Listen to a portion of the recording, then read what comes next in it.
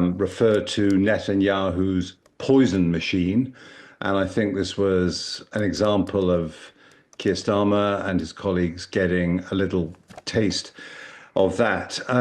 I think as well, there's another issue because what he's trying to do is associate very strongly criticism of Israel and the way it conducts the war in Gaza with anti-Semitism, essentially trying to make it the same thing. And now, of course, there are plenty of people who say it's okay to criticize what Israel does, and you can do it without being anti-Semitic. But I've got an example here, and he specifically referred to comments. Actually, he associated the leaders' comments with that dreadful murder of two Israelis in Washington. But more directly, he referred to the UN humanitarian chief, Tom Fletcher, who said, somewhat controversially on the BBC, that 14,000 Palestinian babies were at imminent risk of death. And his phrase was, look, the press, this is Netanyahu, the press believes it, the mob believed it, and a young couple is brutally gunned down in Washington. The Israeli Minister of Foreign Affairs said on social media, in Washington, words became bullets. So that is very much the narrative coming from their side. You criticize Israel, you are anti-Semitic.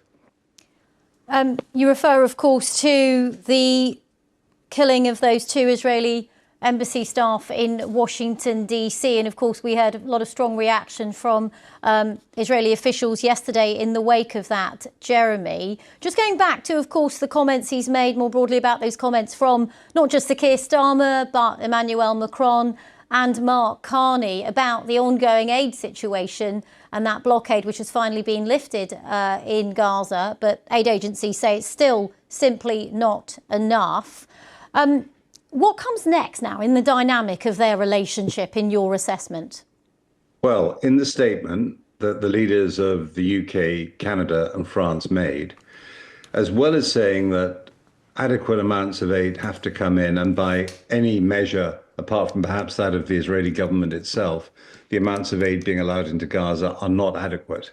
But what they also spoke about a lot was the current Israeli offensive, which may well be stepped up inside Gaza, killing a lot more Palestinian civilians. And they said it had to stop immediately, or there would be concrete measures. Now, the British have taken some concrete measures. Among other things, they've sanctioned some prominent settler leaders, one of them Daniella Weiss, who has very loudly and repeatedly said that the Palestinians inside Gaza have to go and they need to be replaced by Jewish settlers. Now, she's under some British sanctions, but